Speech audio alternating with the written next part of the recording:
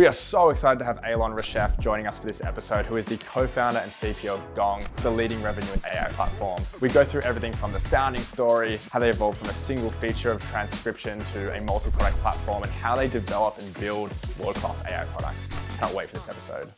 Eilon, we are so excited to have you on AI Product Kitchen. One thing I'm fascinated about is you started Gong in 2015. That's 8 years before AI was hot. What was it like building an AI then, and what's actually changed until now? There's tons of stuff. So first of all, we were big believers in AI before we even called it AI. Nobody was wanting to buy AI back in the days. I personally bought, I gotta admit this now, right? NVIDIA stock back in 2015. I kind of figured it's gonna be a hot thing. I was in sabbatical. I took a deep learning course and I figured this whole like DNN stuff at the time was gonna take off. NVIDIA had this like CUDA thing that was clearly a winner. So we kind of all believed in it. However, what was kind of different at the time is anything you wanted to do would take like month and month, if not years of like in the researchers' time and experimentation and what is it, 30-40% success rate. And some of the things you can do right now with like a couple of weeks of prompt engineering would take you, months in the past. So I think it's we can accelerate what the value that we provide to customers, which is in the end of the day the key thing. It's like customers don't care how it's made; they just want to get value, right? Absolutely. Back then, AI was still a bet, right? Like, what actually gave you that early conviction that you should spend the next decade of your life building Gong? I think it's the inefficiency of the existing world at the time. So like I was working close to sales organization, Gong is kind of focused on revenue organizations. And I was over many years been working closely with revenue organizations. And the question I always ask myself is, fast forward 10 years at a time, of course, is there a world where people are still going to be like, yeah, I come to a meeting, I take notes, I call somebody, I tell them how it went. Then I call somebody else and tell them how it goes. And if somebody wants to really know, they got to call me again, blah, blah, blah. And I'm like, there's no way on earth this is going to happen. So either Gong is going to disrupt this or somebody else is going to disrupt it. And it's always kind of nice that you're we invented the bots, the thing that join meetings. Right now, every meeting has got 5 bots, but we're the first people who are like, hey, this is something gets into your conversation and is part of that video conference, which now kind of is almost like, you expect it, right? I know, like, nowadays it's so normal for a bot to join a call, but I remember you mentioned like people were genuinely scared of AI back then. What were some of the fears that you faced, and how did you actually overcome them in the early days? I think it was mostly for buyers. They're like, it's not going to work. We've had experience. I think they had experience with all sorts of like very lightweight machine learning models that were based on like zero data. Like I give an example, right? So in the CRM, you can apply machine learning model to predict, I don't know, deal outcome, right? Gong has a model that predicts deal outcome now, but it's based on conversations, like what was said in the emails, what was said in conversations, blah, blah. What if you just try to predict it just based on what's in the CRM and people just put in a number? Like, I think it's going to be 60%. Now, the machine learning looks, and that's the only data it's got, so it's going to say the same thing. So I think people were very skeptical with AI's ability to do useful stuff. We've educated the revenue profession that this is kind of helpful. I think LLMs have obviously educated the entire universe that there's good things coming out of AI. Yeah, but I think it was just a matter of time, right? 100%. You were effectively building a new category at that time. CRMs had been around for a while. There were certain problems you noticed, like incredibly difficult to get sales reps to actually input data. I was actually an account executive before I Yeah. went into product management. And so I like the fact we even call this term Salesforce hygiene, like there is so many problems in that space. How did you think about new category creation and in particular, like making something that is actually mission critical and deserves to have part of the sales budget? I think first of all, it's understanding what a category is, and I think being convinced that this is a real category. So there's always like add-ons for things like, you're seeing this thing that I don't know goes again, not in our category necessarily, but just like this like Chrome extension that I don't know takes screenshots. I mean, these are all like great products, but not VC scale product, not categories that people would invest in.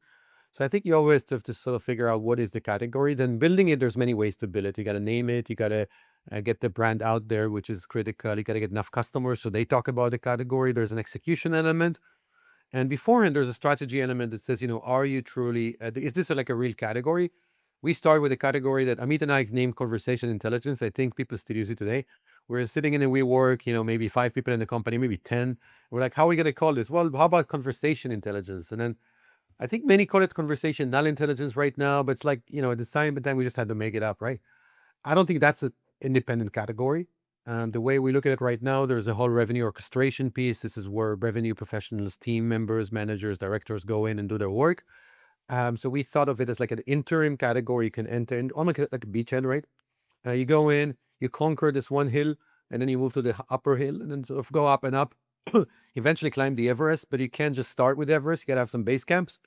So it's a category that is defensible. You can still win. It's significant market enough, and then you can kind of plan the next phase of, call it attack or whatever. If you think about that journey of climbing Everest, as you put it, what were some of the hurdles that you had to overcome coming up that? And I guess my bigger question underlying that is if you had to go back to base camp, what is something you might have done differently? So I always brag about having done so many mistakes in my previous company. That's almost like the bag is like, how many mistakes, how many more mistakes can you make? So I can't say we've done like gazillions of ones in Gong just because I can name each one in my previous company. We went after the wrong markets, hired the wrong people, invested in the wrong things, figure out. So I think in Gong, we were much more focused. We went after a very kind of small ICP, niche, sort of ideal customer profile in the beginning. We kind of started building small and then grew it. I think probably the mistakes that we've made is probably like tactical. Hiring the wrong people is always a mistake. Like you can't win 100%. If you hire the wrong person, could you make a decision faster? That's always the case.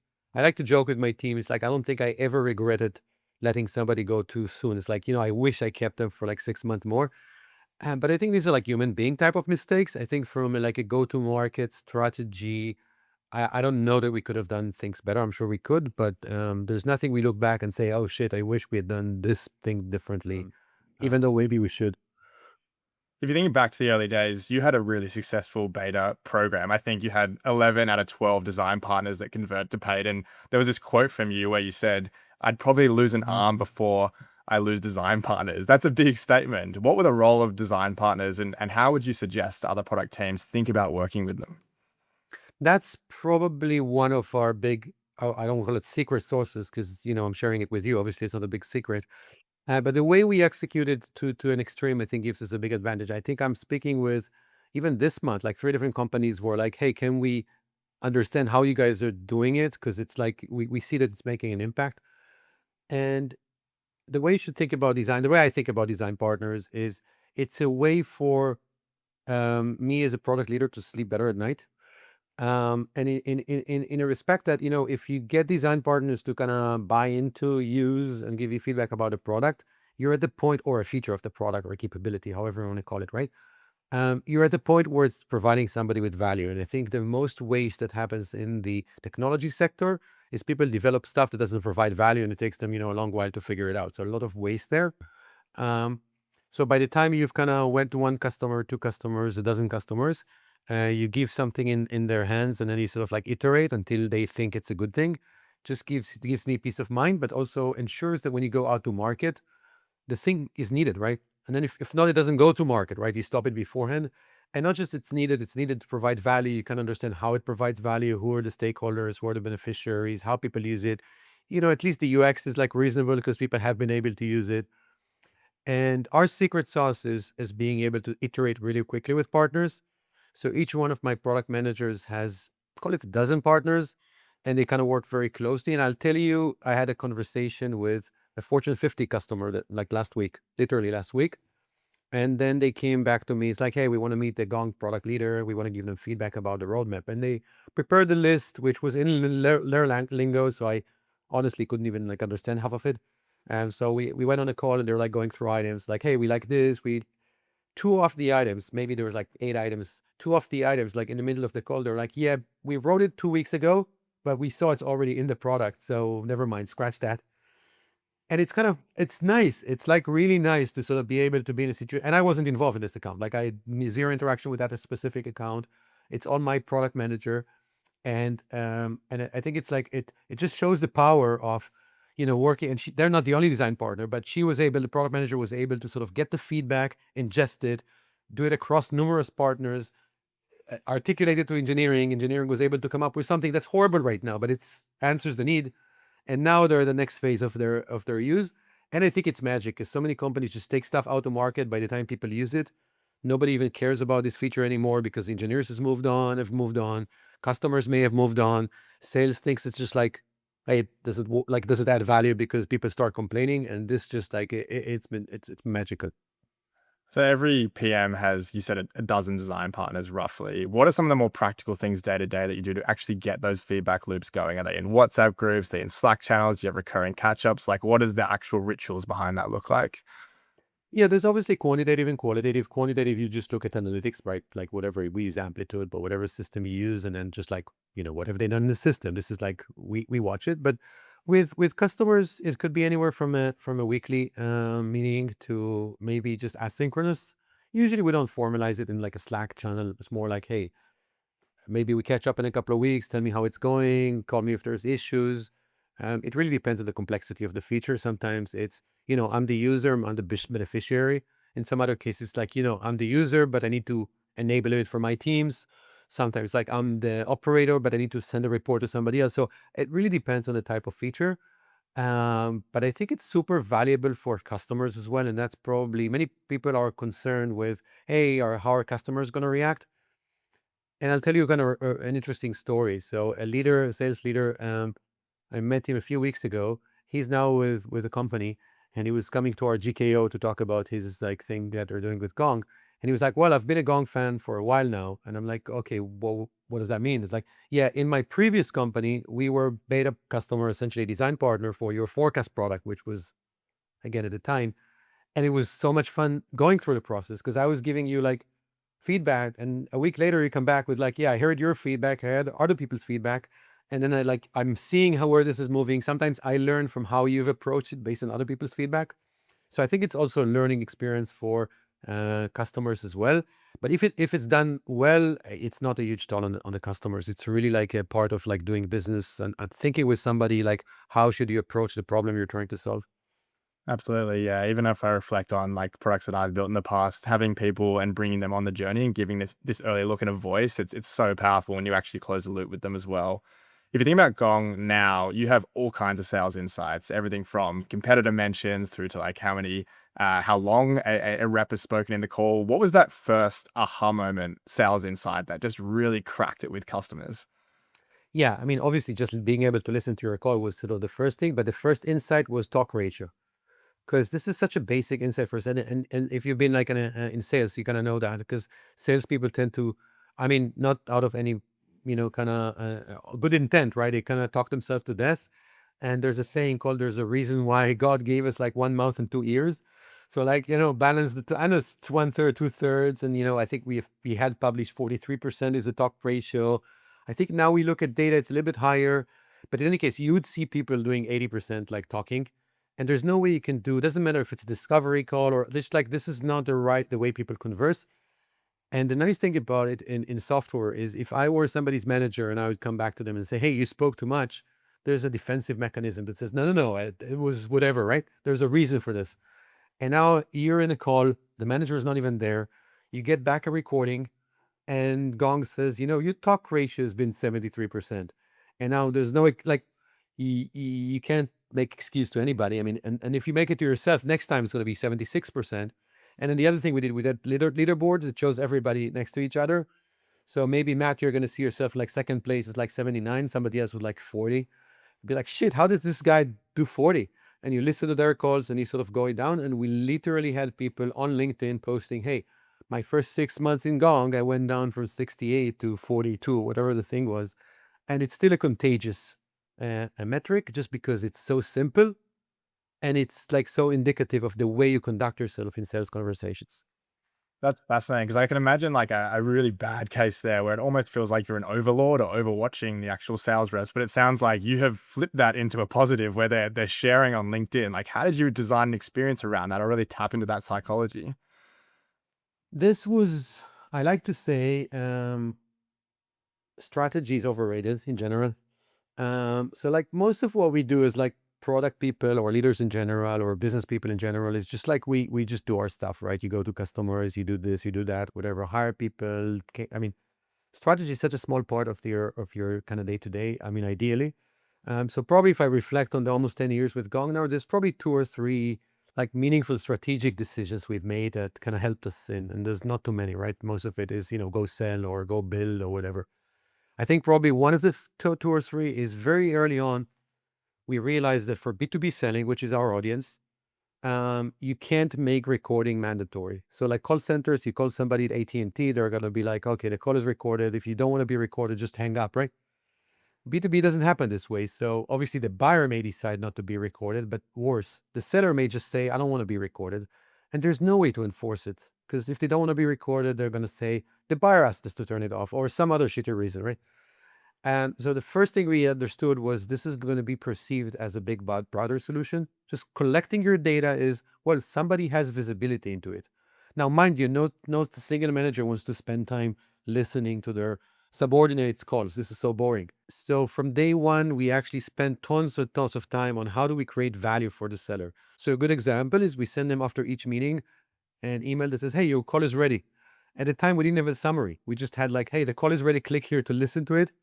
But that already helped them to sort of like take notes and do follow-ups. And one of the most impactful features we developed was one click to share the call with a customer. So suddenly you go on a customer call, it's going to be like, yeah, I'm going to record it and send it to you. So now A, you get an excuse to record. B, you got an excuse to do a follow-up. And C, we actually developed this idea that when the customer opens it, you got back an email saying, hey, somebody's actually listened to it. And sometimes it's going to be like other people, like their manager, VP, blah, blah, blah. So suddenly it's a sales tool that you can use to progress your deal. So put a all and at the time it was crazy. Like 1 out of 10 sales calls were shared with a customer, which in my mind was stunning. All in all, we just spent so much effort making it like valuable for sellers, but it wasn't because that was our like inherent strategy. Is because we realized if they don't like us, you know, be honest, like we're toast. So that was the thought process there. That's a really cool organic product loop. I've been shared Gong calls after a call. I've shared them with other people, and I imagine you have people signing up to the product after that as well. That's for sure, but it wasn't even a viral thinking, right? It was for us, it wasn't, it was a survival mode type of thing. Because it's like, if you can't create value for the seller, they're just not going to like you. So let's find any angle where we can add value to the seller. And by the way, still now, Gong is, I want to say, one of the few tools that sellers or revenue professionals in general actually like, right? Nobody likes a CRM. I don't think people like a, I don't know, database or like other tools. They actually like Gong. And I think it wasn't, I don't want to say it wasn't intentional, but it was like 100% intentional in the sense that like we just had to get this one right. And in survival mode, if you have to get something right, you get it right. And for us, it was let's make sure sellers actually get benefit out of it. They like it. Of course, it's going to spread out. It's going to be viral. It was our sales motion at certain times. But the first thing was if we don't get this right, people would just not record. And then we didn't have an offer at the time, right? We didn't have forecasting. We didn't have email capture at the time. So it was this or you're dead, right? Okay, so talk ratio was the first insight that really just wowed customers. Talk us through when you felt like it was the right time to go second product, third product, go actually multi-product from your initial wedge. Yeah. So I think I a little bit touched on this before, which is we never felt that conversation intelligence is sort of the end game. So from day one, we said, hey, there is got to be a better way to sell. I mean, I think our marketing calls it now a better way to revenue. But like, there's got to be a more efficient way. And again, use AI, right? I mean, the names we use right now is AI. It's like, oh, you want to have somebody summarizing your call, writing your emails, doing actions for you, whatnot. But from day one, we said, hey, it's got to be transformative to the industry, right? Amit went on record and putting up something. It's like it's the biggest invention since CRM, and people didn't even know what we were talking about at the time. So at some point, we said, hey, we gotta start thinking about like additional workflow. So the first workflow we built was we call it pipeline management, which is, hey, here's your list of your deals. And unlike a report or a CRM, it actually you can click and see what's going on. Like here's the call, here's the email, everything else. Look, now it's a different story. With LLMs, you can ask a question. Why is my deal delayed? But at the time, it was just listening, right? Or seeing or viewing or reading the transcript. Um, that one we bundled in because we felt it was like a key part of a workflow. And again, I think we actually in our latest pricing and packaging, we've kind of unbundle it again because some people just want a core product, but this is like a go-to-market decision. And I think at some point we said, hey, we want to actually go all in with turn this pipeline review into a forecasting process. And I'm sure you kind of know what a forecasting process is. It's a pretty tedious process. The rep's got to put a number, the manager's going to override it. Somewhere in the up the chain, you're going to call a number. And that's a pretty like heavy process. And we said, hey, first of all, we want to justify the investment by actually charging people more money for it. Secondly, we felt it was something that needs to be quote unquote implemented. You got to go do some change management. And we felt the right way to do it is say, hey, we don't just like throw it in because people will not use it. You got to get buy-in, and that buy-in comes through a new sales cycle where we convince people that this is something they need, that it's a better product than any other option out there, and that they go implement it. So it was kind of natural to say this one is a separate SKU, so to speak, and then charge for it separately. And it's still like growing. It's a product that's growing very nicely for us. A lot of teams struggle with actually measuring the ROI of AI products. And you've been in AI for what, 8, 9, 10 years now. How do you actually measure ROI, both internally within your own teams, like what's actually worth investing in versus a distraction, versus how you actually measure it for customers externally as well? I think it's kind of the same. So I think first of all, I think ROI is very, very few people buy because of ROI. People like intuitively understand the value, and then they're looking for ROI as a way to justify the investment, right? So it's almost like CRO. I'm gonna generalize this a little bit, but maybe overgeneralize it. Like CROs don't care about ROI, CFOs do, right? And so the CROs like, I know it's gonna drive sales. I don't know if it's gonna be like 80%, 9%, 1%. It doesn't matter what the number is. I need this fucking, excuse me here, like whatever this thing. And the CFO is got like, yeah, prove it to me because I'm gonna spend $1 million here. Like, how is it gonna be the return? So I think there's like, don't over-index towards like we don't over-index towards like trying to measure precise ROI because it's very hard before and after and things change.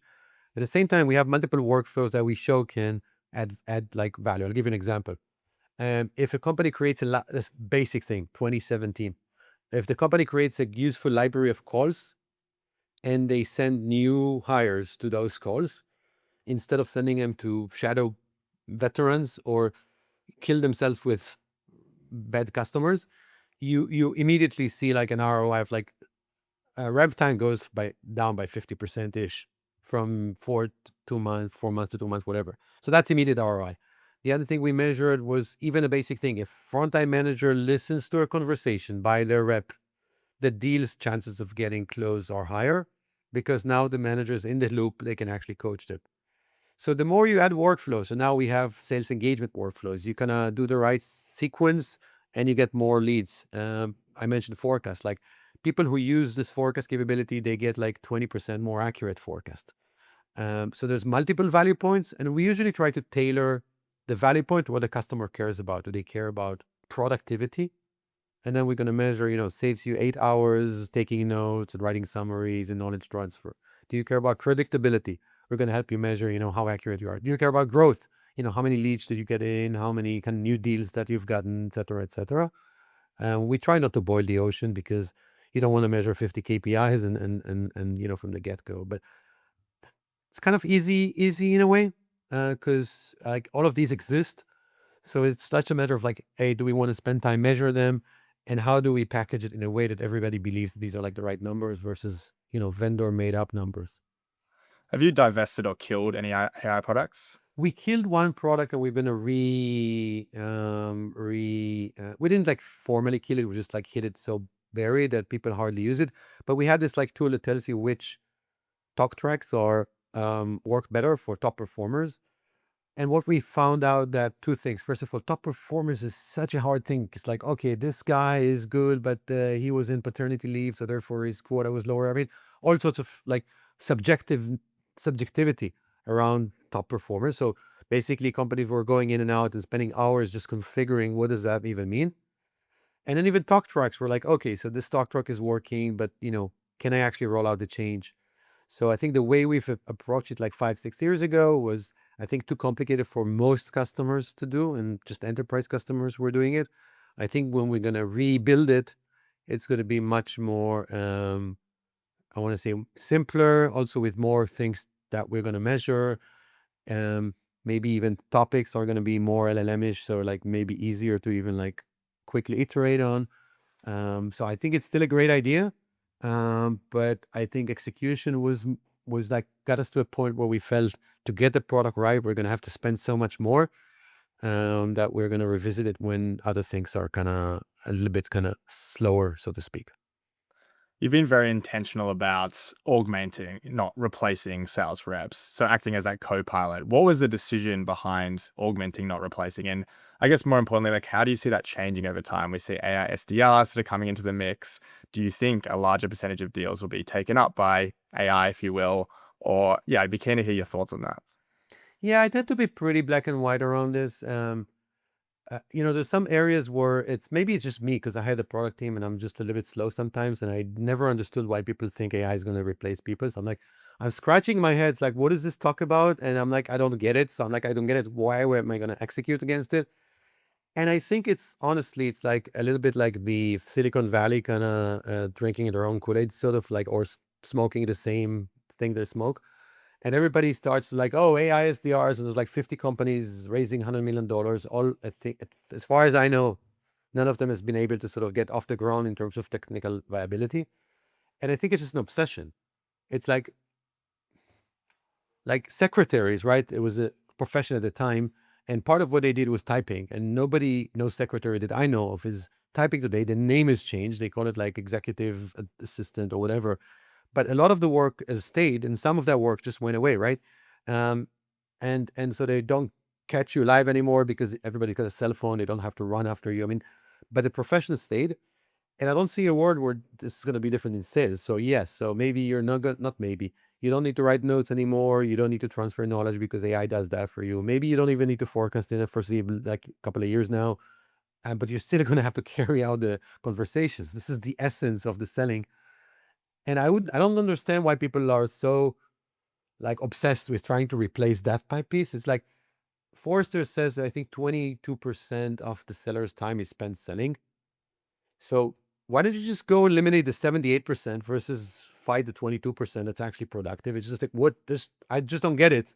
So I wouldn't like see even trying to do this. It's like, if you can get the same from the same, if you can get 3x the capacity from the same person, why would I try to necessarily eliminate that person versus just making it more effective? So again, that's me being slow is the short answer. I'd love to dive into your vision a bit. I think you mentioned that you are super bullish on transitioning revenue teams from multiple solutions into a central platform that helps them do their job. And the words you used was tell them what to do, how to do it, and does things for them. Talk us through what you see in this vision and what needs to be true for Gong to win this. Yeah, and I think it's a whole SaaS issue overall, which when we all as an industry move from, I guess, on-premises software to software as a service, I mean, there's multiple vendors each doing a thing, and now eventually knowledge workers like ourselves have suddenly 50 tools that they need to log into and do things. And I think over time you want to take each profession area and say, hey, this is how I do stuff, and then you can optimize it.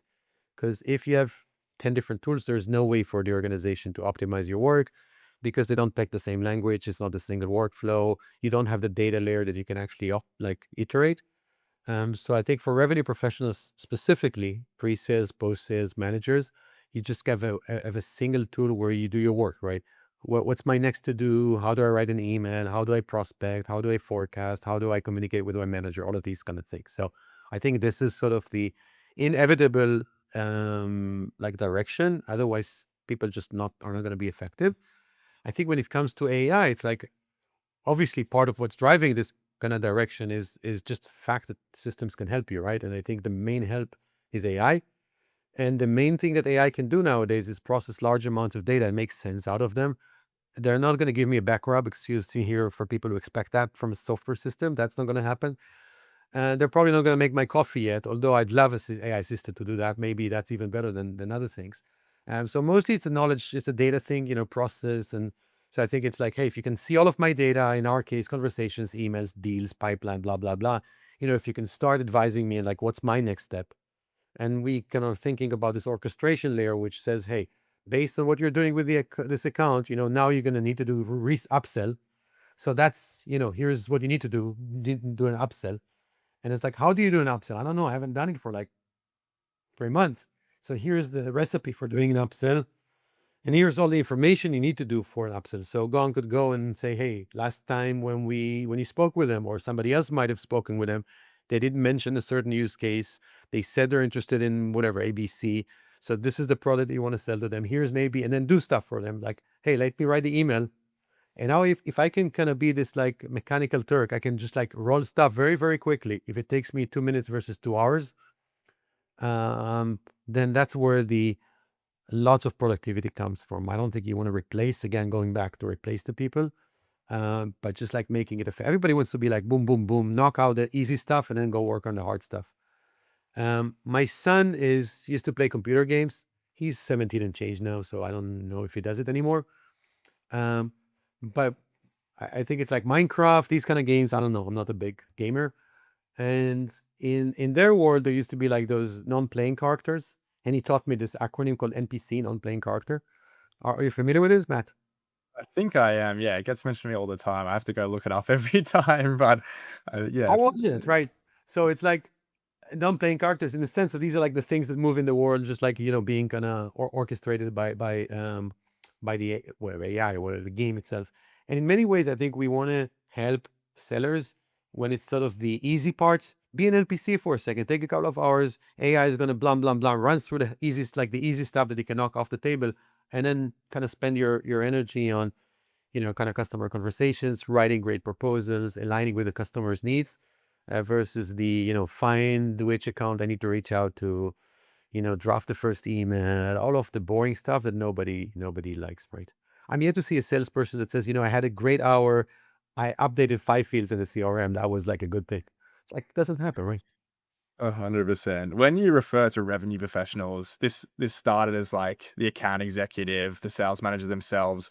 Do you see that expanding in an organizations where you start to see like more people caring more about revenue and connecting that to the bottom line more? Like, how do you think about the persona and how that's actually changing as you expand into organizations? Yeah, so I mean, a large portion, over 25% for sure, from our users are like post-sales professionals. Like call it in tech, they call them customer success. Some people call them account managers, implementation. There's so many names for them. I think Gong is so known with this. I mean, you asked me before, it's like, what's the first metric that we kind of spit out, right? And just because it was talk ratio and everybody was talking about it, everybody so connects right now Gong with new business sales, which is fine. This is like the biggest problem on earth. How do you get new business, right? The But Gong is built in the same way for like everybody who's touching a customer. So it's the frontline teams, it's the frontline managers, it's the frontline directors, and then sort of the people around them, sales enablement, revenue operations, and sometimes even product and marketing, right? Um, so these have the same problems. Like again, you use kind of the terms like, what do I need to do now? If I'm an account manager, I still need to figure out what account do I reach out to, how do I reach out? What's the messaging? Blah, blah, blah. So the use case is really similar. There are nuances, maybe in post sales. I don't need to forecast, but they're like very similar. And, one of our customers is a large search engine that starts with a G, and they have, large number of customers, 5-figure, and they're account managers. It's not about new business, right? Everybody on earth is, that company's customers. But it's all about managing the relationship, obviously selling more products, kind of increasing usage and whatnot. And they're super happy. So I don't think we're even in practice, we're just like focusing on new business. How do you think about building and maintaining moats over time? The noise just and the sea of players in every space nowadays, but particularly go to market because it is so close to the revenue and bottom line. Like it just keeps rising. And so, how do you think about maintaining this moat and sustaining this advantage over time? It's a good question. I think software has fundamentally limited modes. This is like a debate. I think people believe more or less in modes. I'm not a big believer in modes, like fundamental modes. Gong has a few modes, right? One mode is we are probably the only company on earth that can truly do enterprise grade data capture, like record the right conversations, put in the right phone calls, put in the right emails, text messages. If you don't get all of the right data, no AI in the world, AI is as good as the data it gets, right? So you're going to go to an LLM and ask, what's the latest with, figure out the name of a company, right? CVS, whatever, right? If you don't have the data in the system, it's going to say, I have no idea, or make up stuff, right? So I think this like whole mechanics of, GDPR, how do you get consent? How do you do deletion? How do you permissions is really, really hard. Takes a lot of like energy. And Gong is at a position where we can go to, I think, any Fortune 1000 custom company, and within days or weeks, just set the whole company to get the right data in. So that's one piece. I think the other piece is, a suite of applications, each one kind of hyper optimized to leverage that data, and makes you productive. So sales engagement is a good example, right?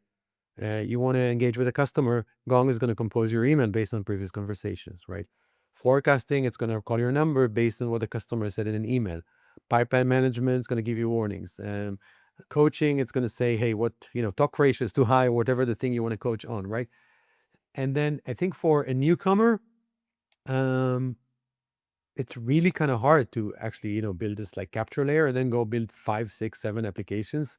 And then of course, just like go and win in the market when there's like a big player. I mean, we're not as big as Microsoft yet, but obviously kind of already dominant. So I think it's kind of hard as a small player.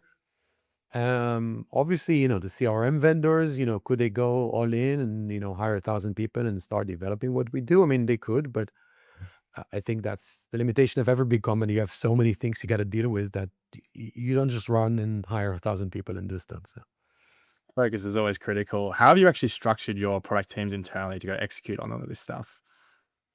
yeah, so the fundamental unit of work is something we call a pod. Some people call it squad. It goes back to the design partner kind of thought process, which is, one PM, one UX, a team of engineers, self-contained engineers. They're being supported by product writers, analysts, and other people, DevOps sometimes. But the idea is like this is a startup within a startup. And if there's a startup that's working on this new product, or say the time the forecasting product, they just like run all in and just develop the stuff, which allows us to be fast. Not as fast as like a 10 people company. I mean, they have security to deal with and they have to a lot of other things that they really kind of need to worry about. But at the same time, they have much bigger access to customers. So like our sales engagement product that we launched, what was a year and change ago, is our fastest growing product. And it's a good product, but the most important thing is it's got access to customers. You can kind of go in and offer it to them very quickly. So the execution model is like you're an independent startup. You work with design partners in the same way that myself as a product manager kind of worked with the Gong's first dozen customers, iterate very quickly, being able to sacrifice a little bit of predictability because you let these guys do their own stuff. You don't like micromanage them, and being able to sacrifice a little bit of, call it consistency, because again, they do their own stuff. So I don't want them to sort of start talking with each unit in the company to figure out what color of button they should be using if it's not well defined, but let them kind of focus on speed and impact and customer impact. And I think if you, any company that really focuses on customer impact, and there's so few that do, I think is going to be successful one way or another. I think many companies index on competitors, their index on, call it even the founder's vision. No disrespect to obviously the great founders we have at Gong, but it's like I don't care about my vision. And then just like go and make sure you're successful. You make your customers successful. So many good things follow that. Just like this should be your number one thing. That's fascinating. Like, what is it that actually sets apart those companies? Is it mindset? Is it culture? Like, what actually makes it set you apart from the rest? Look, there's many companies that are successful. I don't think there's one way to be successful. Um, if you sort of look at the typical savannah, right? There's giraffes with like a very long neck, and there's elephants with, there's many animals. All of them are successful in their own way. So I think just saying, hey, everybody's got to have like, stripes, be a zebra, whatever. I don't think that's the case. I think what makes us kind of successful is we're very focused on customers. We tend to give our own employees tons of autonomy to go kind of figure it out with customers. We tend to be high velocity. I think the speed of innovation is sort of sets us apart, but I don't think that's the necessity. I think there's like more successful companies that are going that operate differently. I think Workday, ServiceNow are way more successful than at least we are right now. Maybe that's going to change. And I think their operating principles are radically different, and they're probably, I don't know, maybe better, maybe as good, but certainly not the same ones. So back to team structure. When you have an opportunity that you want to go test, go after, how do you actually go execute on it? Do you spin up a team? Is it just one person looking into it? Like, what are the more practical steps that you take? We've done it so many times. So it's like usually it's a product manager, and they're going to be like, okay, I'm going to do the business thing around it. Like, how do we build a product? How do I test it? A relationship with customers, again, design partners and whatnot. Um, Maybe some part-time help from a UX designer. Maybe you don't need a full-time initially. And then as few engineers as you need to sort of get the concept to a POC stage where I hate the term MVP, but like whatever, the thing that the customer is going to go and give you feedback on. Because I don't think minimal is like 2025. I don't think minimal viable product. You have to sort of launch like I call it wowable viable, whatever, WP, minimum wowable product. But so sometimes we're launching a new we were starting a new incubation right now. It's going to be a PM with 2 or 3 engineers. It's not going to be a whole pod, but enough so we can get something out the doors in a short time frame, and not too many that we're going to have to start build the whole workflows. We want to first test the utility or the value we're bringing to customers, and then if that one works, we're going to go back and replace the whole shebang behind it. But like we're not ready to go all in before we get initial sense from the market that we're in the right direction. Yeah, what is that initial sense for you? Is it like a rule of thumb that you have? Is it just like feel it with your gut? Like what does it actually look like internally to get conviction over a certain opportunity? It's sort of like the true thing in the world that you see is customers getting tons of value, right? Impacted, being positively impacted. I think the sort of the harder question is how do you know that you've impacted customer, right? Because it's like, what do you measure or what do you look for? So in some cases, I call it the smell. It's like you see how it goes, right? In many cases, you can be more direct about it. It's like, hey, ask the customer in a scale from 0 to 10. What do you think of this new thing? Is it like moving the needle for you, 10, or is it not doing anything for you, 0? If you get a 6 or a 7, you might have landed with like an okay feature. If you get a 9 or a 10, you're probably hit a home run with at least a feature. It doesn't have to be a whole product. And if you're at a 3 or a 4, you probably just stop as fast as you can and just like pivot. But again, it's not always the right question. There's some intangibles. Maybe it's not the right person. Maybe it's a different ICP. Maybe it's like for some customers it's great, but for certain other types of customers it's bad. And the other thing is based on how angry they are. Angry customers is good. So our first indication in the Gong was going to be successful is we had like problems recording initially. And people were like, why wasn't my call recorded? Like his call wasn't recorded. We're like so pissed off. And it's like, well, if you don't care about the software, um, it's like you're not going to complain. I'm probably going to jokingly say if Slack went down for a week, I'd probably be a happier person because I don't get all of those interrupts, right? So maybe it's not that, but I certainly wouldn't like care if it went down for a few hours because I'm like, okay, good, more quiet time. But if other system, if my iPhone went down for half a day, I'm going to go nuts, right? So there is an element of how unhappy they are if something goes wrong or if it doesn't work the way they expect. And we're seeing it with some new capabilities we build. It's like, oh, we're trying to do X, but we can't do Y. It's like, dude, this is an alpha. It's not even a product, but it's like a good smell of somebody caring about it enough to sort of be aggressive around asking you for more things because they care and they see the value. Yeah, isn't that funny? Angry means that they rely on it like it's a critical part of their day. It's the best source of actually like iterating on something. Yeah, I mean, if you're indifferent, that's the worst, right? I don't care, right?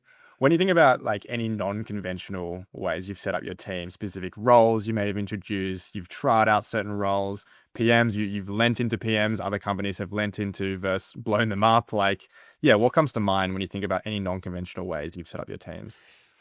Like, I don't think we are doing anything radical, but I can share with you like 3 things that we're doing a little bit different, not like radically different, but in our world, the engineering managers are responsible for both for execution and quality. So we don't have like, call it Scrum Master, or PM is not a project manager. The PM is like my expectation from PM. So you got to be the customer's ambassador. You got to know what customers need, but don't open bugs. I mean, PMs aren't supposed to deal with any bugs. Like bugs, like, engineering manager, this is what you've signed up to do.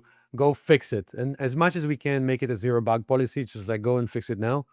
Because I don't think like over spending time in like prioritization of bugs is useful. Like if a typical bug takes 3 hours to solve, like why do you spend half an hour discussing it with 4 people in the room, right? So that's maybe one. And the other one is we have a unique organization we call product success. And it kind of stems from how we set up geographically, which is in our case, the engineering organization is in Tel Aviv, Israel, which is obviously not where the market is. The Israeli engineers tend to be very strong, technically speaking, And what's nice about the Israeli ecosystem is we've started in the last, I say, 10 years to grow this like PM function, designer function that's like world class. So we kind of co-located PMs and UX with engineers, which typically is harder to do if your engineers are in like India or Eastern Europe, where there's a lack of talent around kind of hardcore PM and UX. It's harder to do, not impossible. So what that created a gap is like, okay, now what happens if you want to talk to your my go-to-market friends? So all of my PMs are having a horrible time. They work at night and they talk with customers, but there's so many hours in the day you can actually be in touch with customers. Um, so we've set up this product success organization in North America, and what their role is essentially a GM type of role, which is like, okay, they don't own the build part, but they own the go-to-market part. It's like, okay, how do I report on success? How do I set up the playbooks for implementation and post-sales and pre-sales and whatnot? How do I kind of solve problem? How do I collect market feedback? How do I answer enterprise requests? Numerous things that are more like, call it go-to-market focused. Does not replace the product doing this day in and day out, but it's an overlay, it's a layer that's really kind of helping orchestrate many of those things and own many of them as well. So that's maybe number two. Number three is probably unique to Gong is since we have such a mess around design partners, we have a lot of full-time, but we have a designated employee whose only role is to coordinate those design partners and bring them in. Because I didn't want like PMs to start cold calling people or reaching out and just like developing the practice. So she works with the PMs and she's like, what kind of design partners do you want? Do you want CROs? Do you want RevOps? Do you want enablement? Do you want frontline managers? Whatever. What kind of companies do you want? And then she's going to email them and say, hey, we're looking for a design partner, blah, blah, blah. She's going to schedule the call. She's going to worry about everything. So from a PM perspective, it's like a talent acquisition. I think they call it like a coordinator, recruiting coordinator, takes away all of the that overhead from PM. So that's maybe three things. I don't think any of them is like 100% unique, but I think they all kind of make us more efficient. The product success is really interesting. If I understand it correctly, that is a bridge between go-to-market, so the AE, the CS, through to the PM. Where does that role start and end? In other cases, it's sometimes they call it like field PMs or overlay PMs or GM. Again, these are like, so it starts with basically kind of the business strategy. What's the business strategy around this? And of course, there's an element of business strategy that comes from the core PM. Hey, I'm building this stuff. Hopefully, there's some rationale behind it. But can you build a big business strategy that makes sense from a go-to-market perspective? Are people going to sell it? What's the pricing? What's the I don't even like sort of quotas? Do we have any programs? Do we have any spiffs? Do we have any commission? These sort of things. And then also like fine tuning the ICP. It's like, okay, we shouldn't be selling it to small customers, only big customers, or vice versa. And then the ongoing, a lot of interaction with all of the go-to-market teams, like, oh, there's a support question. It keeps coming up. Let's orchestrate some sort of a strategy around it, whether it's a build, whether it's, I don't know, something else. And a lot of the core processes, product operations processes. And then, of course, communicating back to the business, like what's our success? How are we against targets? What are the targets? Should we set up those targets? What happens if we fall out of, so like QBRs, MBRs, these sort of things. So a business, I think it's the business owner for the product. In many ways, I think usually people see the triangle model, which is PM, UX, and engineer, like for a small pod. For us, it's like a dual partnership with the group product managers and their product success counterparts, two in a box, working hand in hand, having at least weekly meetings and really collaborating to sort of get success in the market. You talk a lot about strategic versus tactical roadmaps. What is the difference between them for you, and how do you balance the actual requirements of each? Yeah, I think tactical is somebody's there's we I don't know we don't support a certain type of field, and obviously customers ask for it. You just get it going. I think so that the more longer term one is given where we want to be in the marketplace, given where maybe other players are. It's like what are areas that we want to invest in. For example, we connect to Salesforce CRM, HubSpot CRM, and we have an open API to any other. But now we're going to launch Dynamic CRM as like a fully integrated. We already work with them, but like even more integrated. And we have a good partnership with Microsoft, so that's a good thing. So this is the kind of thing where you want to like do the market research. You want to understand like, should we actually go all in? Should we develop it as one example? But there's many others. It's like our forecasting product, to what extent should we have analytics versus workflow processes? Our sales engagement, should it have these kind of things or not? Should we, I don't know, who should we partner with to do the dialing?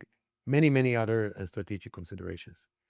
And again, we don't overthink strategy. When I say strategy, I kind of mean stuff that's not short term versus this amorphic strategy, which is like, what do we want to be when we grow up? I think that's like overrated anyway. So. Have you thought about building the go-to-market function as a whole? If I'm correct, you don't have a self-serve experience, so you onboard with an AE, but what that means is you get this awesome customization, the model's trained around the organization, which means better results. How have you thought about balancing those over time? And have you ever thought about a self-serve experience, or has it just made sense to really go for enterprise? Yeah, we keep thinking about it. I think it's going to be a next year thing, and we've been saying it for like 7 or 8 years. I think the market for small companies, kind of self-service, I don't think it's big enough for our space. And then I think some of it is just going to go from like very cheap layers. Zoom is going to have some conversation intelligence, CRMs have some basic like HubSpot or whatnot. So I think the market at the bottom end of the market is, I think, limited.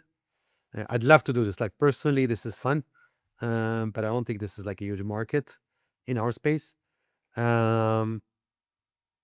So I think the market's much bigger with larger companies, and I don't think larger companies are going to start capturing data, connect their CRM, emails, and whatnot to to a company called Gong just because the sales rep decided to click the button. So like compliance wise, I think you have to go through security, compliance, implementation, etc. And also, the more value you want to bring, the more change management you got to do. And if you want to do change management, that has to be top down. So whenever we even like piloted a little bit with kind of PLG like motions, it always came down to um, even the reps were saying, I got to get guidance from my management to use it in a systematic fashion. One last question, Eilon. What are you most excited about over the next year in AI and product? Look, the whole transformation to being a platform for the entire revenue organization is exciting. Probably the most exciting piece of it is, I'm obviously kind of being a little bit banal, maybe it's sort of the AI transformation. So we have, I think, 10 or 15 AI automations that one may call agents. But I think just like having more and more of those, I think it's game changers. Like we're launching an AI to create account summaries and contact summaries and deal summaries. AIs that's going to automatically give you like review converse calls and give you like a score. AIs that's going to extract like a research, like the conversations. All of these things are things that like 3 years ago would have been like not even conceivable, right? And if there were, like put 50 researchers and then 3 years later you'd get something. So it's just almost like magic. And finally, all of the things we've imagined when we started the company are becoming practical. You still got to build them. You still got to get them right. You still got to get them accurate, but at least it's something that you can actually execute against versus dream. Thank you so much, Eilon. That was a lot of fun. Yeah, same here. Thanks for inviting me. Of course. Appreciate it.